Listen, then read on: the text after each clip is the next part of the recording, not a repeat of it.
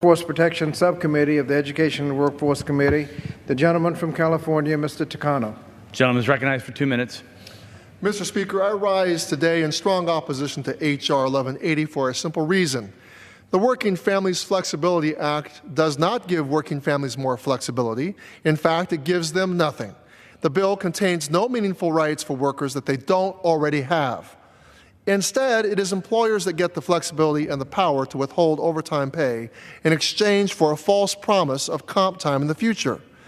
This bill takes the simple idea that workers should be paid when they work overtime and creates a more complicated system in which employers can pressure their workers to accept comp time instead of cash and then refuse to give them that comp time until it is convenient.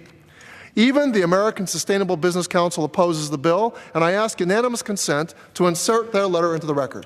Without objection, so ordered. Now, this is a terrible deal for working families. This bill should be called, really, the Betrayal of Working Families Act. Mr. Speaker, I do not believe my colleagues in the majority are intentionally eroding the rights of working families. I do not believe they lack respect or compassion for the millions of hardworking Americans who feel stuck and powerless in this economy. But I do believe that when faced with the choice between protecting workers and rewarding corporations, they routinely fall on the side of corporate interests. The evidence is in this bill.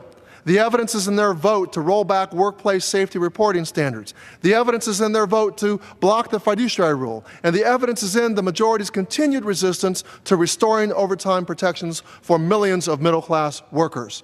President Trump promised to give power back to the people. This legislation betrays that promise, and it betrays the people who desperately need a voice in Washington.